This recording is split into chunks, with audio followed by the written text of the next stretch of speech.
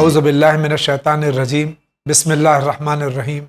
ناظرین کرام، السلام علیکم ورحمۃ اللہ وبرکاتہ۔ مسائل زندگی میں آپ کا استقبال ہے۔ آج ہمارے اسٹوڈیو مہمان حجت الاسلام جناب مولانا احمد علی صاحب آبدی، امام جمعہ و جماعت، مرکزی جامع مسجد ممبئی اور محتمم اعلیٰ جامع امیر المومنین علی بن ابی طالب علیہ الصلاۃ والسلام نجفی ہاؤس۔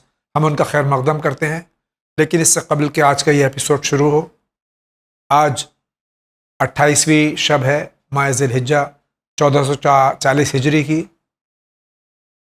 کل یا پرسوں چاند رات، اور یقیناً ہم غمزدہ ہیں اور محرم الحرام کی تیاریوں میں لگے ہوئے ہیں۔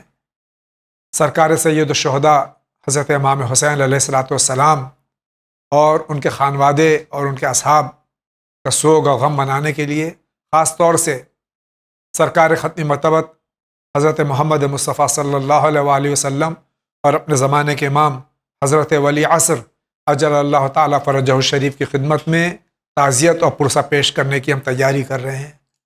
یقیناً دل ہمارے اس وقت غمزدہ ہیں، اس امید کے ساتھ کہ ہم ان ایام میں سرکار سید الشہداء علیہ الصلاۃ والسلام کے پیغام کو اپنے گھروں میں، اپنے محلے میں، اپنے شہر میں، اپنے ملک میں، بلکہ پوری دنیا میں عام کرنے کی کوشش کریں۔ جہاں تک ہو سکے اطمینان کے ساتھ، سکون کے ساتھ، امن و شانتی کے ساتھ اس پیغام کو پوری دنیا میں پہنچانے کی پوری کوشش کریں۔ آئیے اسی کے ساتھ حجت الاسلام کا ہم خیر مقدم کرتے ہیں۔ آغا السلام علیکم ورحمۃ اللہ وبرکاتہ۔ وعلیکم السلام ورحمۃ اللہ وبرکاتہ۔ انشاءاللہ مزاج بخیر آغا۔ اللہ کا احسان کرم ہے، مولا پروردگار کا احسان ہے۔ آغا، اس سے قبل کہ یہ آپ آج کا ایپیسوڈ شروع ہو، کل یا پرسوں محرم الحرام شروع ہونے والا ہے۔ میں چاہتا ہوں کہ اس سلسلے میں آپ ایک پیغام قوم کے نام پہ نشر فرمائیں۔ بسم اللہ الرحمن الرحیم، وصلی اللہ علی محمد وآل طیبین الطاہرین المعصومین۔ امام حسین علیہ الصلاۃ والسلام کی شہادت اور ان سے منسوب محرم دین اسلام کی تعلیمات کی زندگی کا زمانہ ہے، اور اسی شہادت کی بنیاد پر دین اسلام اور اس کی تعلیمات زندہ ہیں۔ اگر سید الشہداء امام حسین علیہ السلام ان کے اصحاب وفا کی شہادت نہ ہوتی تو اس وقت دین اسلام کا کوئی نام و نشان بھی باقی نہ رہتا۔ بے شک تمام انبیاء علیہ السلام کی خدمتیں، زحمتیں برباد ہو چکی ہوتی۔ امام حسین علیہ السلام نے کربلا کے میدان میں شہادت دے کر کے تمام انبیاء علیہ السلام کی خدمتوں کو، ان کی تعلیمات کو، ان کے مشن کو زندہ کیا۔ جب امام حسین نے ان کی تعلیمات زندہ کیا تو ہماری ذمہ داری کہ ان دنوں میں، ان مجلسوں میں ہم ہر قدم پر وہ کام کریں جس سے امام حسین علیہ السلام کی تعلیمات زندہ ہوں اور اسلام کی تعلیمات لوگوں تک پہنچے۔ ہماری مجلسیں، ہمارے جلوس اور اس سے متعلق جتنے بھی کام ہیں، چاہے سبیلے ہوں، چاہے تبرکات ہوں، چاہے نذر ہو، ان سب میں اسلامی تعلیمات کا جلوہ ہونا چاہیے۔ کربلا کے میدان میں حسین جو قربانی دی، ان قربانیوں میں قربانی سب سے پہلے اور بڑی جو قربانی تھی وہ اپنے جذبات کی قربانی تھی۔ یہ قربانی خود امام حسین علیہ السلام نے بھی دی اور یہ قربانی سارے شہداء نے دی، خاص کر ابو الفضل العباس علیہ السلام نے۔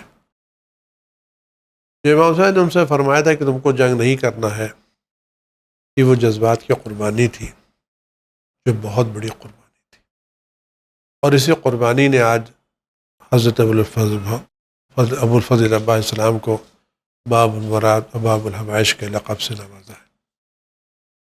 تو جب ہم ان بزرگوں کی یاد بنا رہے ہیں تو ہمیں ان بزرگوں کی یاد بنانے میں جذبات کی قربانی کا خیال رکھنا چاہیے۔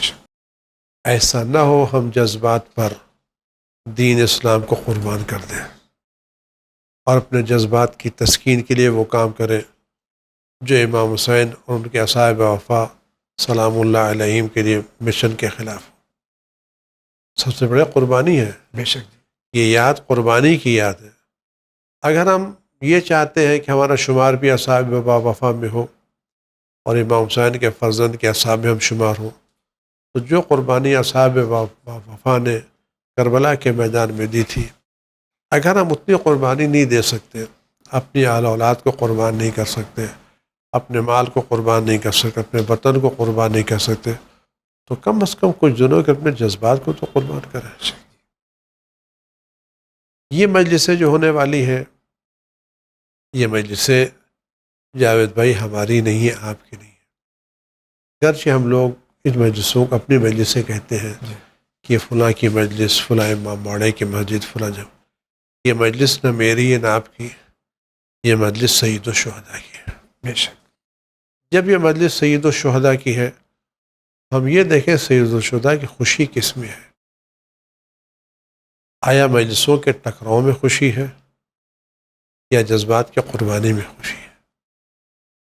آیا ثواب مجلسوں کی میں آنے والی تعداد پہ ملے گا یا ثواب بانی مجلس کے خلوص نیت پہ ملے گا؟ ہم ان مجالس اعزاز سے، ان محرم کی مجلسوں سے خدا کی رضا حاصل کریں یا اپنے خواہشات کی خوشنودی حاصل کریں؟ لہذا میری گزارش یہ ہے ان ایام میں، ان دنوں میں ہم جوش سے زیادہ ہوش کا خیال رکھیں۔ ایسا نہ ہو کہ ہمارا جوش ہمارے ہوش پر غالب آ جائے اور ہماری ایک معمولی سی غلطی کسی مجلس کے بند ہونے کا سبب قرار پائے، یا کسی جلوس پر پابندی کا سبب قرار پائے، یا کسی اور چیز کی پابندی کا سبب قرار پائے۔ ہمارے سامنے ایسے واقعات ہیں جہاں ہم لوگوں نے اپنے جذبات پر قابو نہیں پایا، اپنی انا سے جنگ نہیں لڑی، ہمارا نقصان نہیں ہوا، لیکن جو جلوس اٹھتا تھا وہ بند ہو گیا۔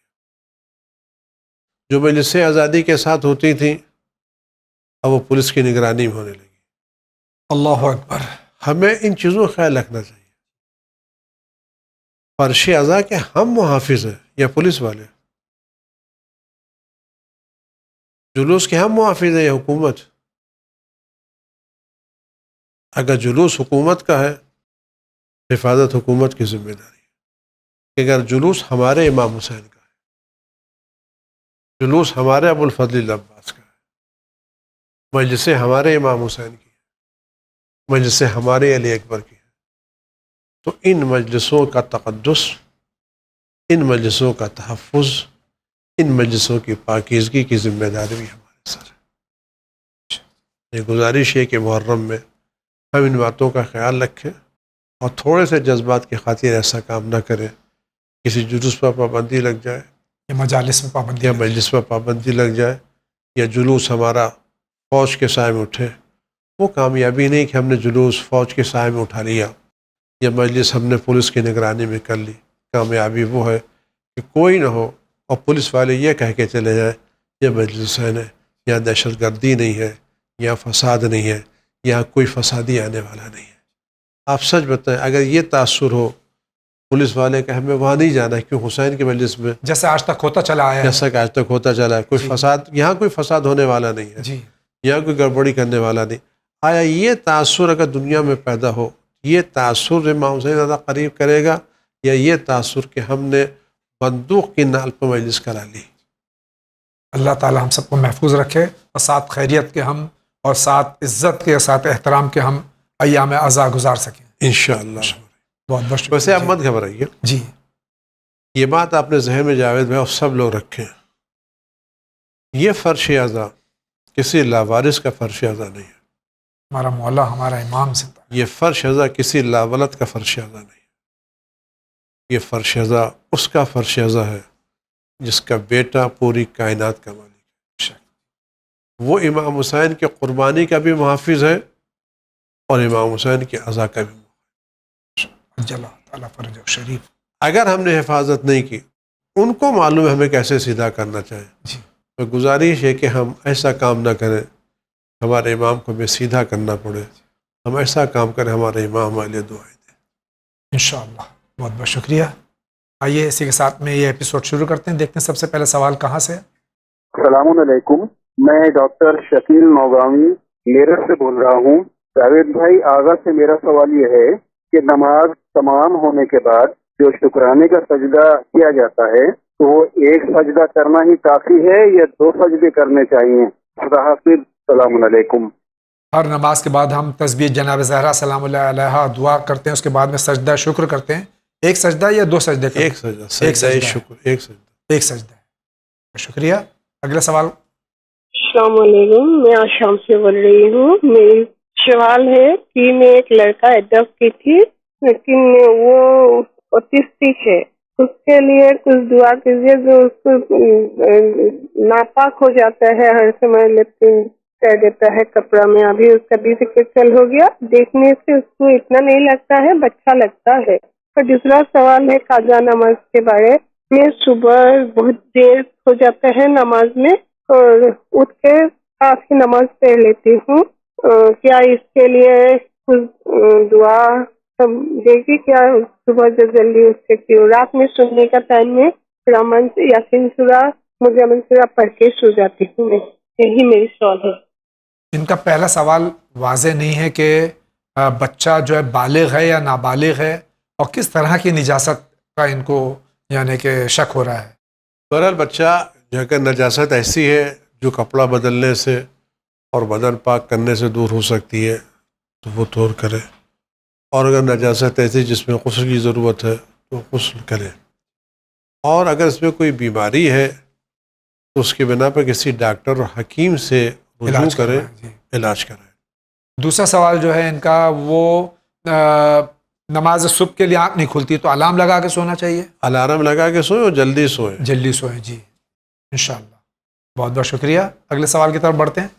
السلام علیکم، میرا نام سید ریاض حسین جعفری، میں ناسک شہر سے بول رہا ہوں۔ ماشاءاللہ جاوید بھائی مولانا صاحب، وینگ چینل کو اور وینگ چینل کے اراکین کو، علماء کو اور برادران جو اسلام سوال پوچھ رہے ہیں ان کو میرا بہت بہت سلام اور عید الرجی کی مبارکباد بھی پہلے ہی میں نے دے چکا ہوں۔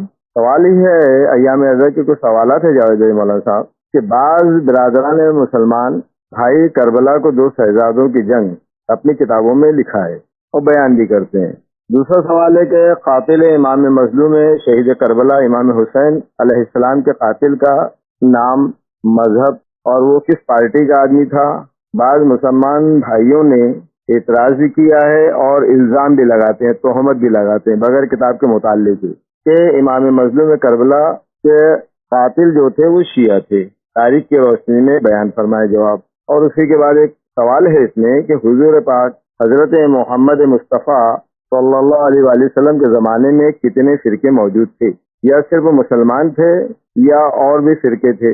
تو سوال ہے اس پر کہ کیا برادران اہل سنت نے پوچھا ہے کہ پوچھیے شیعہ، سنی، وہابی، دیوبندی، بریلی، اخباری، اصولی، ملنگی، بہرے، اسماعیلی، یہ وغیرہ وغیرہ، آپ کی حیات طیبہ میں آپ کے ماننے والے مسلمانوں کو کیا کہا جاتا تھا؟ جواب عنایت فرمائیں۔ شکریہ، خدا حافظ۔ یہ آج بھی کہتے ہیں کہ 2 شہزادوں کی جنگ تھی، اس سلسلے میں آپ کیا فرماتے ہیں؟ یہ وہی کہہ سکتا ہے جس کو نہ رسول اللہ صلی اللہ علیہ وسلم پتہ نہ امام حسین کا پتہ ہے۔ جی، امام حسین زمین پر رسول خدا کے نواسے اور نواسے ہونے کے ساتھ ساتھ ان کی طرف سے وقت کے امام تھے۔ جی، ان کے مقابلے پانے والا کوئی بھی ہو، کتنا ہی بڑا کیوں نہ ہو، وہ مسلمان نہیں ہو سکتا۔ جی، بے شک جی، امام میں وقت کے مقابلے پانے والا مسلمان نہیں ہو نہیں ہو سکتا۔ جی، لہذا یزید کو مسلمان کہنا خود اسلام کی توہین بے ہے، شک۔ اس لیے اس نے ان تمام چیزوں کو پامال کیا جو اسلام کی جان تھی، نماز، روزہ، حج، زکوٰۃ، اور وہ تمام چیزوں کو اختیار کیا جس کو قرآن نے باقاعدہ منع کیا تھا۔ یزید کے اسلام پر وہی شخص بات کر سکتا ہے جس کو قرآن پر اور تعلیمات رسول اللہ صلی اللہ علیہ وسلم پر ایمان نہ ہو۔ قرآنی تعلیمات اور حدیث پیغمبر اکرم صلی اللہ علیہ وسلم پر ایمان رکھنے والا کبھی بھی یزید کو مسلمان کہنے کی غلطی نہیں کر کرے سکتا۔ گا۔ دوسرا سوال جو ہے ان کا یہ کہ قاتلان حسین کا مذہب کیا تھا؟ مذہب کیا تھا؟ مذہب تھے وہ بے دین تھے، لا دین تھے۔ مذہب ان کا کیا تھا؟ جی، کوئی بھی مطلب بے دین تھے، جی، کسی پارٹی کے نہیں تھے۔ جی، اگر وہ پارٹی تھی تو یہ وہ پارٹی تھی جو غدیر کے مقابلے پر تھی۔ وہ پارٹی جو غدیر کے دین غدیر کے مقابلے پر بنائی گئی اسی غدیر کے مقابلے کی پارٹی کی یہ بقایا تھے جو کربلا کے میدان میں جمع ہوئے. یعنی ہم کو اس کا جواب ہی نہیں دینا، کیونکہ واضح ہے کہ عمر ابن سعد ابن ابی وقاص کا مذہب کیا تھا اور حرملہ کا مذہب کیا تھا، شمر کا مذہب کیا تھا. ہم تو تمام مسلمان جو ان سب پہ اللہ کی لعنت بھیجتے ہیں اور تا قیامت لعنت بھیجتے رہیں گے.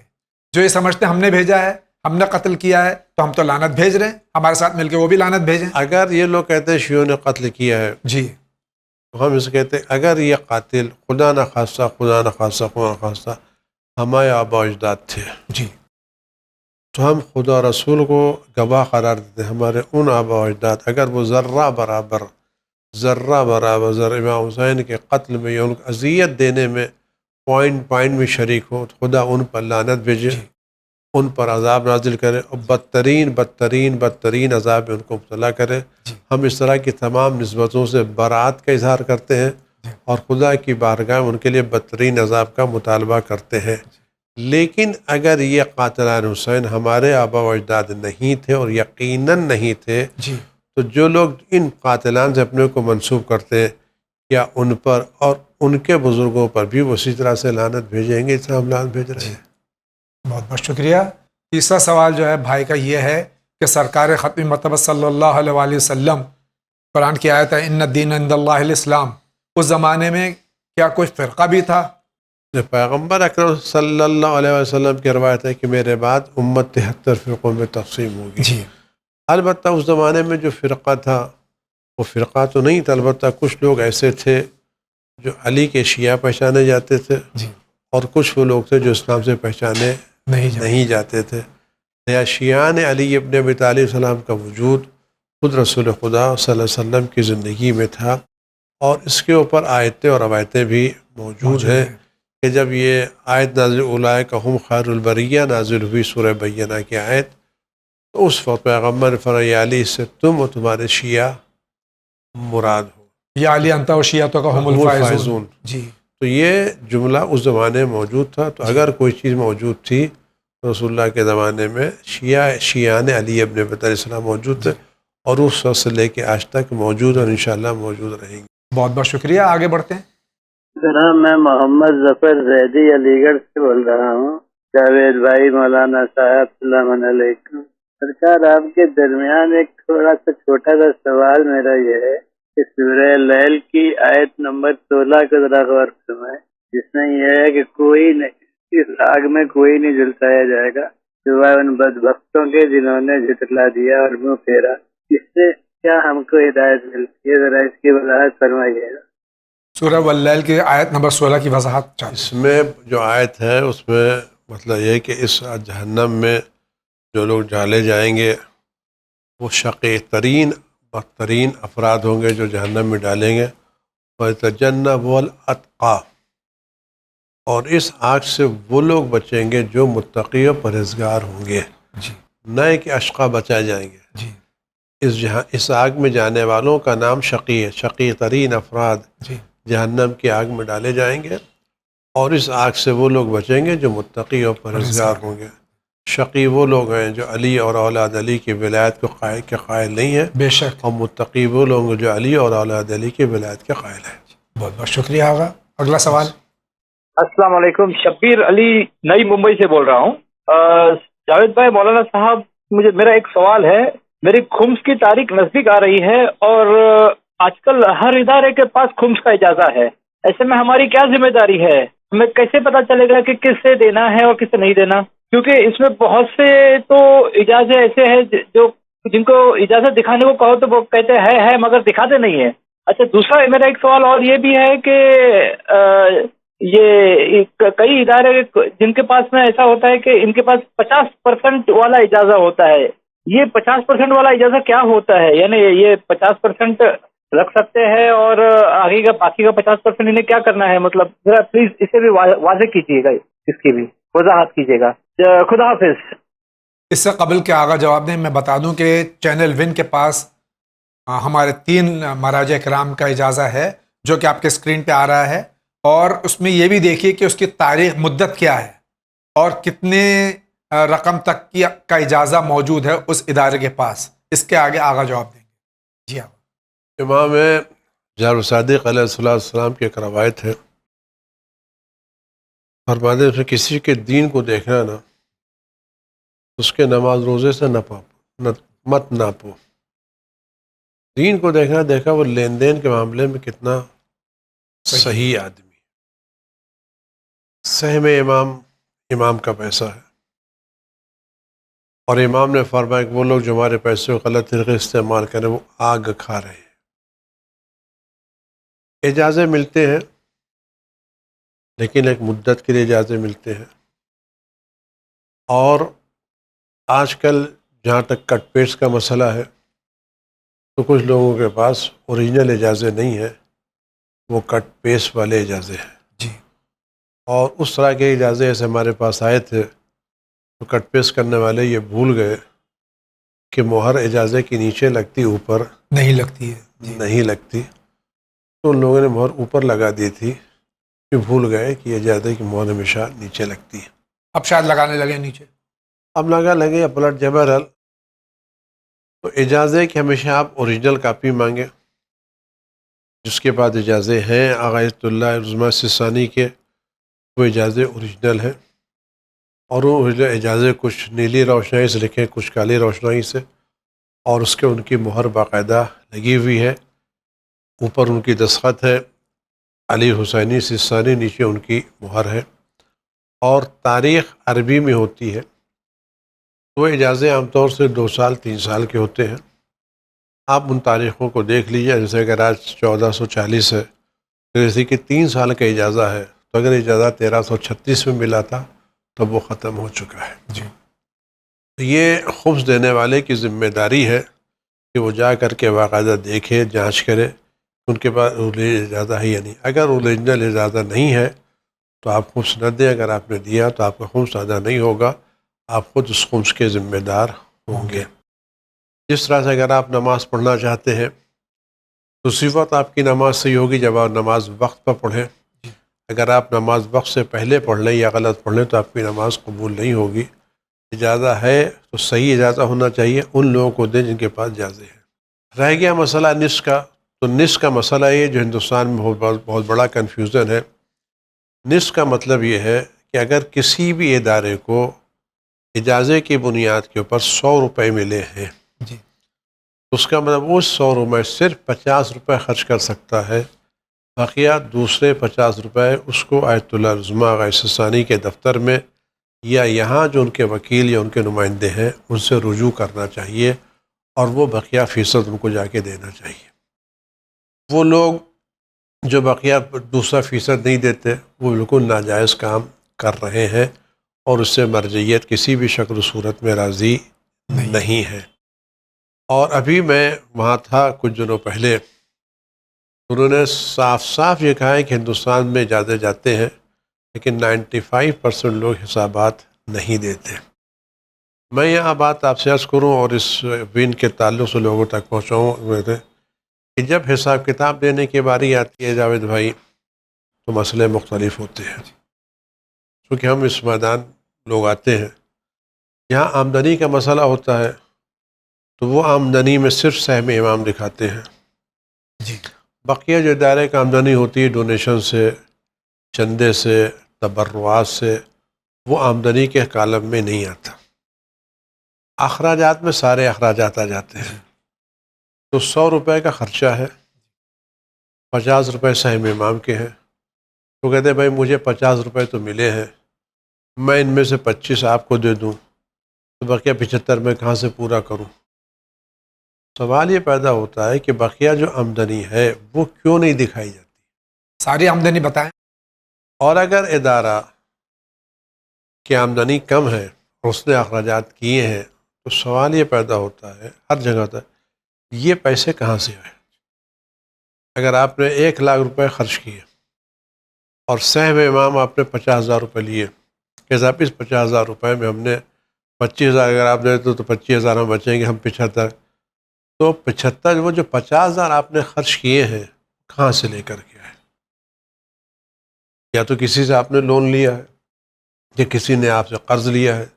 کہیں نہ کہیں تو ملنا چاہیے نا بھائی. بے شک. لیکن وہ نہیں پتہ چلتا کہ 50 روپے آئے کہاں سے.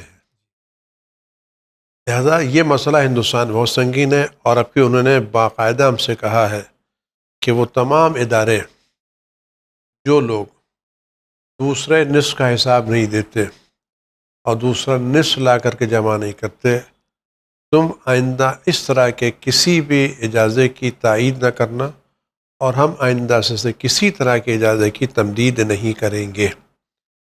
اس عدم حساب کے بنا کے اوپر اس فرض مرجعیت کے دفتر سے اجازے آسانی سے نہیں مل رہے ہیں، اس لیے کہ ہم نے حساب کتاب نہیں دیا ہے۔ ہم بہانے بناتے ہیں جبکہ یہ پیسے شرعی ہیں، اور ان غیر شرعی پیسوں کا استعمال کرنا بغیر مرجعیت کی اجازت کے جائز نہیں ہے۔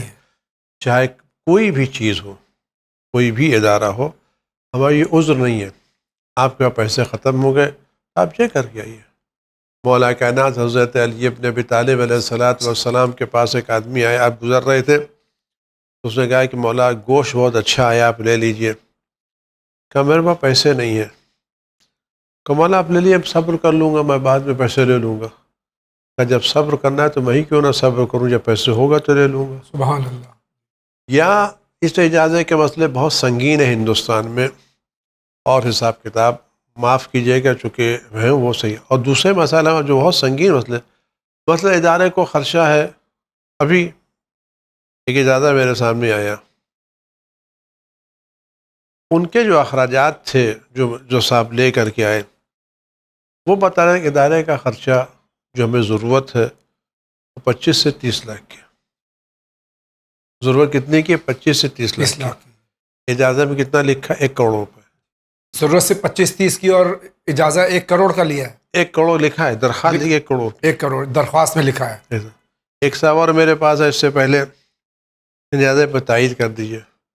کتنے کی اجازت تھا؟ 5 لاکھ۔ میں نے کہا آپ کا خرچہ کتنا ہے؟ میں نے 5,000 روپے۔ میں نے 5,000 روپے مہینہ خرچہ ہے تو سال کا خرچہ 60,000 ہوتا ہے۔ آپ بہت زیادہ کر لیے، 1 لاکھ کر لیجئے، یہ 5 لاکھ کیا ملے گا تو خرچ کریں گے۔ اللہ اکبر۔ تو یہ جو مسائل ہمارے سامنے ہیں، اور اس میں بات اور عرض کروں، یہ بہت سنگین مسئلہ ہے، چونکہ جن کے پاس ادارے ہوں، جو بھی ادارے حاجہ ہے، اگر وہ سہم امام کو مرضی کے مطابق اور شریعت کے مطابق خرچ نہیں کریں گے تو اس کے اثرات بھی اچھے نہیں ہوں گے۔ ایک شخص امام صادق علیہ السلام کے زمانے میں تھا، اس نے دکانوں سے 4 روٹیاں چرائیں، اور 4 روٹیاں چرا کر کے 4 فقیروں کو دے دی۔ ایک خود کچھ نہیں کھائی، ایک لقمہ بھی، ایک ٹکڑا بھی خود نہیں کھایا، دے دی۔ پوچھا کہ تم نے کام کیا کیا؟ کہ قرآن مطابق عمل کیا۔ کہ کیسے آتا عمل کیا؟ کہ قرآن کہتا ہے کہ ایک برائی کے بدلے میں ایک برائی، ایک گناہ کے بدلے میں ایک گناہ، لیکن ایک نیکی کے بدلے میں 10 نیکیاں۔ تو میں نے 4 روٹیاں چرائیں تو کتنے گناہیں ہوئیں؟ 4۔ میں نے 4 فقیروں کو دے دی، مجھے کتنی نیکیاں ملی؟ 40۔ تو 40 میں 4 نکل جائیں تو 36 مجھے بچ جاتی ہیں۔ امام نے فرمایا تم یہ بھول گئے، خدا بند عالم متقین سے قبول کرتا ہے، چوروں سے قبول نہیں۔ سبحان اللہ، سبحان اللہ۔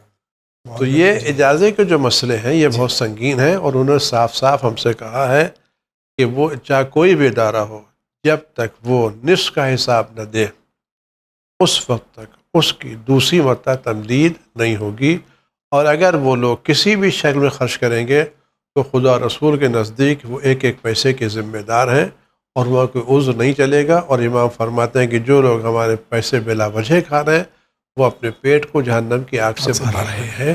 حضرت جس کو بھی خمس دینا ہے وہ خمس دے تو باقاعدہ اجازت دیکھ کر کے دے، اور جس کو اجازت دے رہا ان لوگوں کی ذمہ داری جن کے پاس خمس آ رہا ہے وہ اپنا حساب کتاب اپنے اجازے کے ساتھ مرجعیت کے دفتر میں پیش کرے کہ ہم نے اتنے سے اتنے پیسے لیے ہیں اور یہاں خرچ کیے، اور یہ پیسے ہمارے پاس بچے ہوئے موجود ہیں اور ہمارے پاس اخراجات ہیں۔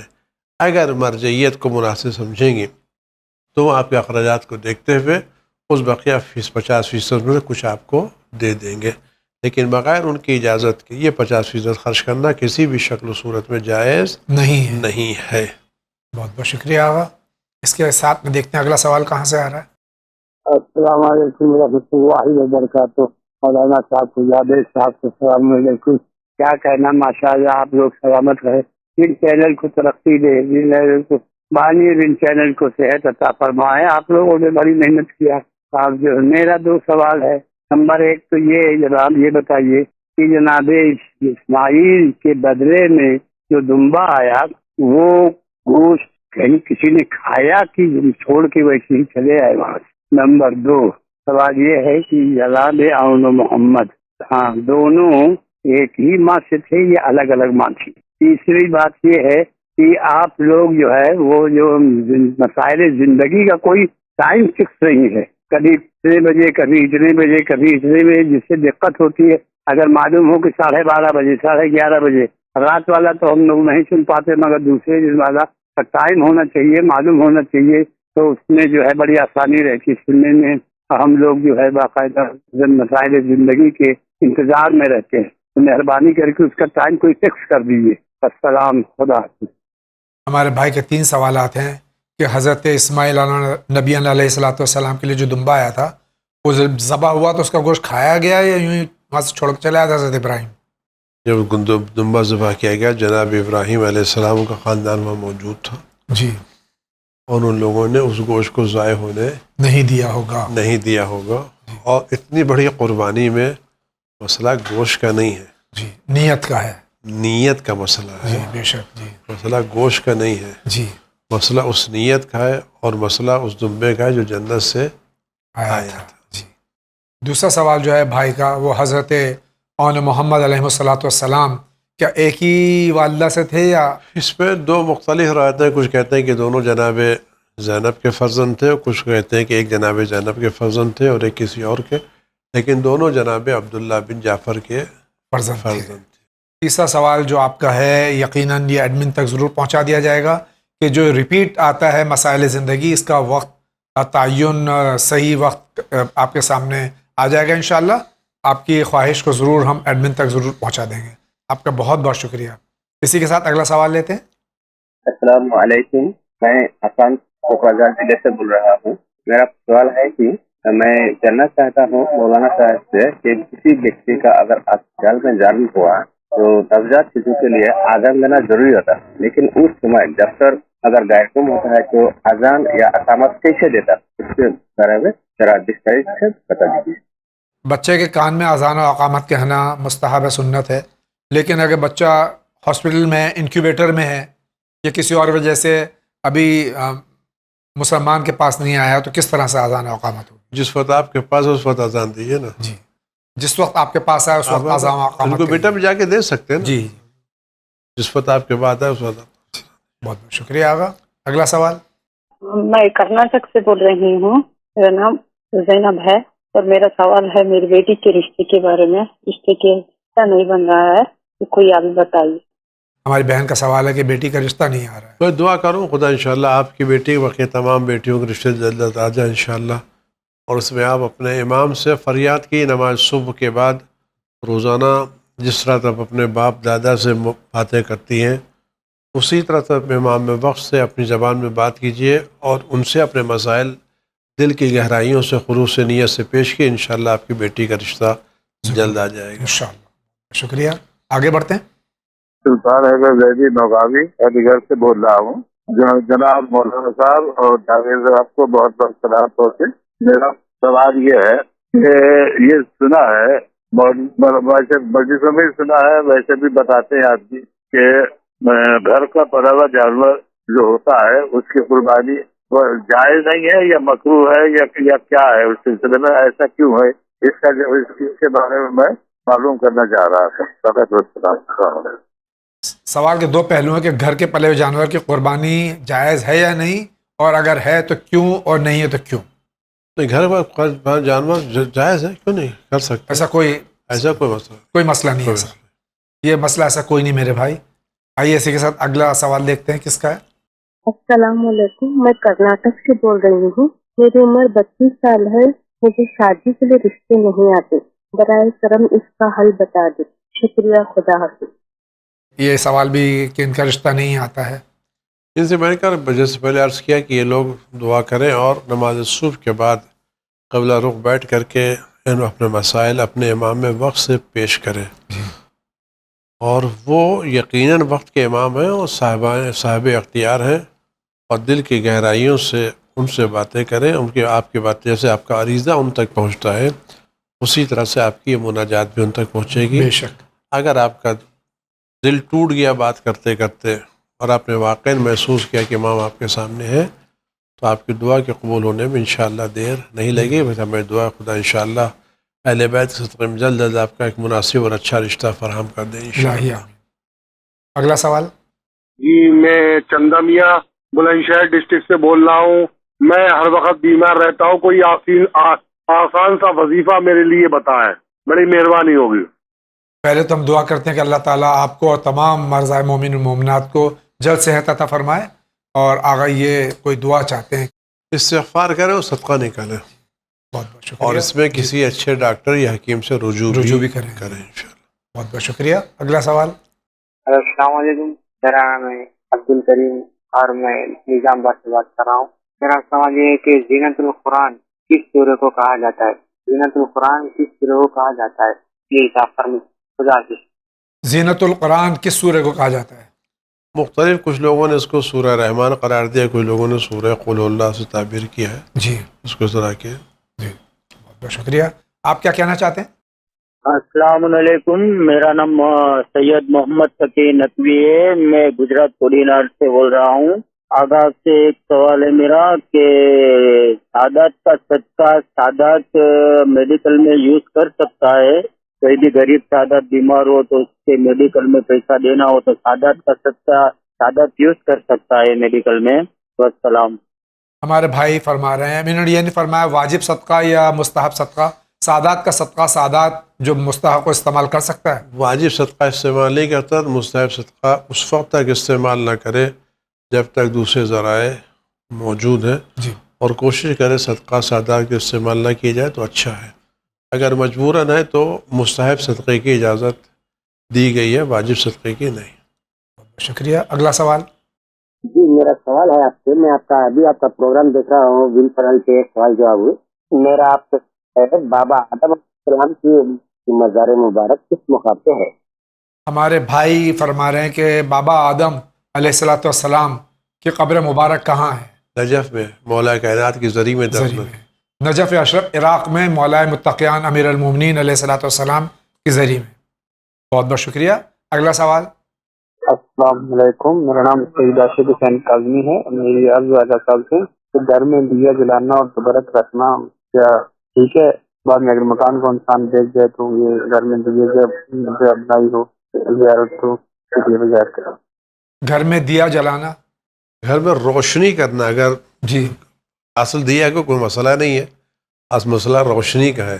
جی اگر روشنی ہے تو دیے کا کوئی سوال، گھر کو روشن رکھنا چاہیے. جی وہ دیا کا کوئی مسئلہ نہیں. اصل مسئلہ جو دیا اس زمانے کے بعد جب دیے کے میں گھر کو روشن رکھنا چاہیے. جی چاہے آپ دیے سے روشن رکھیں، چاہے شمع سے روشن رکھیں، چاہے بجلی سے روشن رکھیں. گھر میں روشنی رہنا چاہیے، جی گھر میں تاریکی نہیں رہنا چاہیے. بہت بہت شکریہ.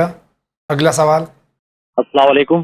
میرا نام عابد رضوی ہے. میں ہلور سے بول رہا ہوں. میرا کوشچن یہ ہے کہ میری نمازیں چھوٹ گئی ہیں تو اس کو میں کیسے پورا کروں؟ مطلب کافی سال کی نمازیں چھوٹ گئی ہیں. یہ احساسی بہت بڑی بات ہے کہ اس نوجوان کی نمازیں چھوٹ گئی ہیں، کس طرح ادا کریں؟ کافی سال کی نماز. فی الحال ایک کام یہ کہ روزانہ کی نماز کے ساتھ ایک ایک قضا کی نماز پڑھتے چلے جائیں. جی نماز صبح کے ساتھ صبح کی قضا پڑھ لیں، ظہر کے ساتھ ظہرین کی اور مغربین کے ساتھ مغربین کی. اس طرح پر بوجھ بھی نہیں لگے. کچھ دنوں میں ساری قضا نمازیں ادا ہو جائیں گی انشاءاللہ. انشاءاللہ. بہت بہت شکریہ. آپ کیا کہنا چاہ رہے ہیں؟ السلام علیکم ورحمۃ اللہ وبرکاتہ. محمد احمد حیدرآباد سے. میرا سوال یہ ہے کہ جب ایک والدہ اور والد غیر مسلم ہو اور اس کا لڑکا اگر قرآن حافظ بن چکا ہو تو کیا وہ مرنے کے بعد آخرت میں اپنے ماں اور باپ کا صفات بولتے ہیں جنت میں داخل کر سکتا ہے یا نہیں کر سکتا ہے؟ آپ سوال عنایت فرمائیں. بہت شکریہ. بیٹا مسلمان ہے، ماں باپ اسلام قبول نہیں کیا، انہوں نے انتقال کر گئے، بیٹا حافظ و قرآن ہو گیا تو کیا ماں باپ کو بخشوا لے گا؟ بخشنے کی بات تو نہیں کہہ چلے گا. اس کے نیک کام کرے گا تو ان کے والدین کے عذاب میں تخفیف ہو. عذاب میں تخفیف ہو سکتا ہے. بہت بہت شکریہ. اگلا سوال. ہمارے ایک دوست ہیں دلی سے، وہ جاننا چاہتے ہیں کہ اگر ہمارا گھر لون پر ہے تو کیا ہمیں خمس زکوٰۃ دینا ضروری ہے؟ تو اگر گھر پہ لون لیا ہوا ہے ہم نے تو کیا اس کے بعد میں بھی خمس نکالنا ہمیں؟ اس کا مسئلہ ہے کہ آپ نے جو لون لیا ہے اور اس وقت آپ پر جو بچت ہے، اگر جو پیسے آپ کے پاس موجود ہیں وہ پیسے آپ کے لون سے زیادہ ہیں، اس زیادہ پیسے پر آپ کو خمس دینا پڑے گا. جی. لیکن اگر آپ کا قرض زیادہ ہے اور آپ کی بچت کم ہے تو آپ کو خمس نہیں دینا ہے. جی. بہت بہت شکریہ. اگلے سائل کا سوال. السلام علیکم. آپ یہ بتائیں کہ جناب امام حسن علیہ السلام کے 2 بیٹے تھے یا ایک؟ جناب قاسم کا تو پتہ ہے، دوسرے کا نام نہیں معلوم ہے. حضرت سبط اکبر امام حسن علیہ السلام کے کتنے فرزند تھے؟ کئی فرزند تھے. جناب قاسم ایک تھے، جناب عبداللہ ایک تھے، جناب حسن ابن حسن ایک الگ تھے، جی، جن کو حسن مثنیٰ کہلایا جاتا جی. کئی اولاد تھی آپ کی. بہت بہت شکریہ. اگلا سوال. مولانا السلام علیکم. میں عبدالحفیظ میسور سے تعلق ہے میرا، اور میں ابھی سعودی عرب دمام میں رہائش ہے. پچھلے دن جمعے کی نماز میں خطیب نے کہا کہ ذی الحجہ کی جو قربانی دیتے ہیں ہم لوگ، تو اگر صاحب خانہ ایک بکرے کی قربانی دے اور کہے کہ بھی یہ میری بیوی کے نام سے بھی ہے، میرے بچوں کے بھی نام سے بھی ہے، تو کیا یہ چیز جائز ہے؟ کیا یہ ضروری ہے کہ میں میرے نام سے اور میری بیوی کے نام سے، دونوں کے نام سے قربانی دوں؟ اس کے بارے میں تھوڑا روشنی ڈالیں. شکریہ.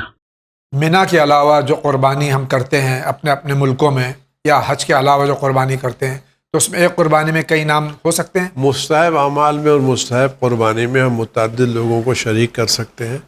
واجب عمل اور واجب قربانی میں شریک نہیں کر سکتے. ناظرین کرام، اسی کے ساتھ جا رہے ہیں بہت ہی مختصر سے بریک پہ. آپ کہیں نہیں جائیے، ابھی گئے ابھی حاضر ہوتے ہیں. دیکھتے رہیے چینل ون.